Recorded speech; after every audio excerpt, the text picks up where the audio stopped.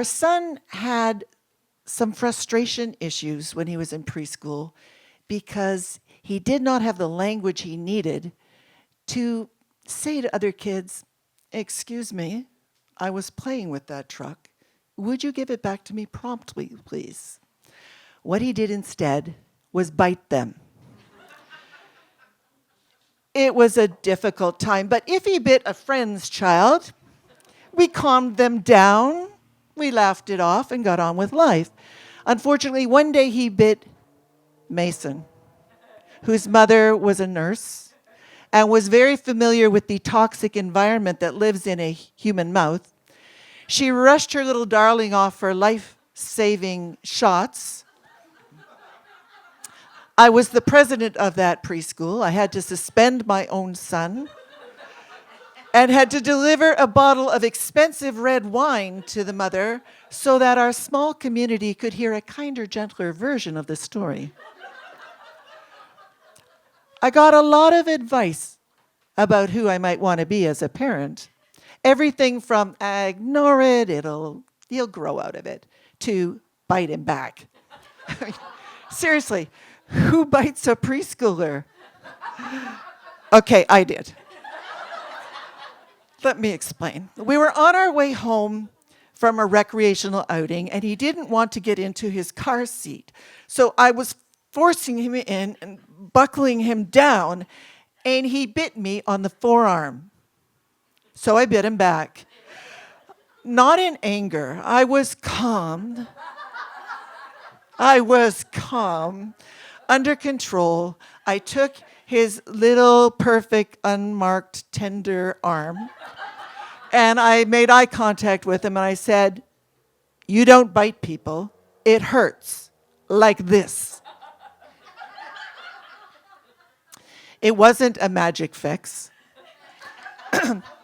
He did outgrow the problem. You know, with time and coaching and language development, he learned how to deal with others. He's 31 now, and he hardly bites people at all anymore. So once the children were grown and they found loving partners of their own, they established their own households, they have moved out permanently.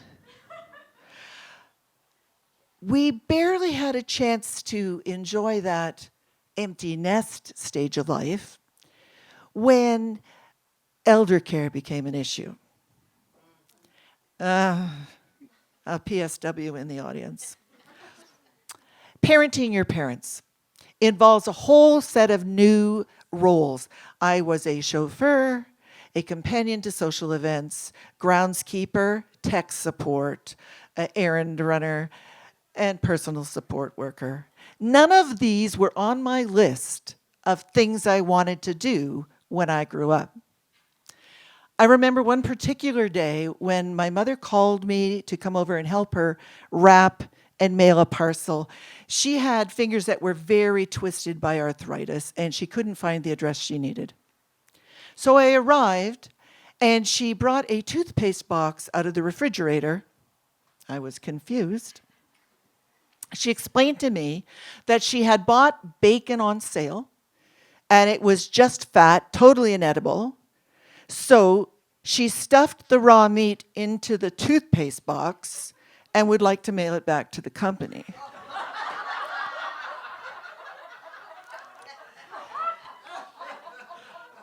It was the time of anthrax mail terrorism, and I explained to her that mailing raw meat was not a good idea.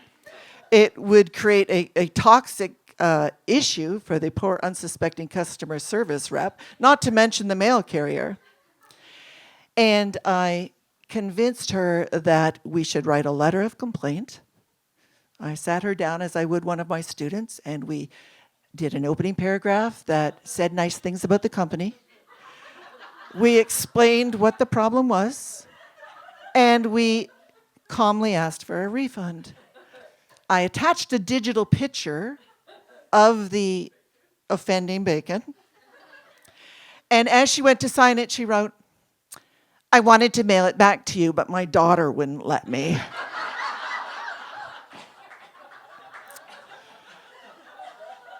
They were challenging times, and it escalated to the role of hospice worker. I had the privilege of sitting with both my parents as they took their last breaths. And I feel that I did my best by them. But elder care and that level of service was never something that I wanted to do when I grew up. So retirement started to approach soon after my parents departed. And when you've spent 25 years in a career, any career, you begin to define yourself by that. Who am I? I am a teacher. It's what I do. Who are my friends? They are all teachers. And so when I retired in June of 2018, I was very concerned that I would lose my connection to the world. I would lose my purpose for getting up in the morning. It was an issue that many of us are or have faced. Summer went by, as summer always does for teachers, not a problem. In September, we went on a holiday so we wouldn't feel sad about going back to school. And when we returned in October, my vice principal phoned me and begged me to come back to work. They needed me desperately. They couldn't do without me.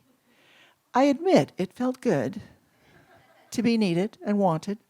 It was only in the morning, and it was two subjects that I knew very well, so I said yes. The grade 12 class they gave me was not a problem. Those students knew me. They hadn't noticed that I had been gone. It was fine. But the grade 9s wondered who the old lady at the front of the room was. I remember standing in front of them one day. We were talking about Romeo and Juliet, which is usually an easy sell to 14-year-olds. It is full of sex and violence and rebellion against parents and profanity. It's a good time. And in the front row was a young lady with Groucho Marx eyebrows and lashes like fans, texting on her phone. So I said, "Excuse me, could you put that aside for a minute until we're done the lesson?" And she said, "Just a minute." She wagged her little acrylic-nailed finger at me and said, "Just a minute." Now, I know what you're thinking. Why didn't I just take the phone? Well, it's not that easy. The person she was talking to was her mother, setting up a hair appointment. But I asked myself, what do I want to be? And decided that teaching maybe wasn't the career for me anymore. So when I finished in January, I was determined to make retirement 2.0 work. So I had to come face to face with that question. I'm 63. I still have a few good years left. What am I going to do that will get me out of bed, will keep me connected with the community, and bring energy to my life? My husband, who had been a teacher as well, was retired for a decade and is a proficient watercolor artist. I have another friend who's a retired University of Guelph, a geography professor. She's traveling the world taking nature photos. Other friends are involved in environmental issues, have learned to make jewelry, have joined community theater. They're all having a great time. I decided I want to tell stories. Perhaps you noticed that. Guelph has a great writing community. There are classes, there are open mic nights, Toastmasters clubs, MoMondays. Storytelling is an ancient form of art. And it is something that is bringing me great joy. However, if you had asked me when I was a kid, storyteller would have been nowhere on the list. So, my message to you this evening, my friends, is as you move through life's journey, keep your ear open for opportunities. Listen to your heart to tell you what you are passionate about. Think about what you want to do when you grow up, because it's never too late to reinvent yourself.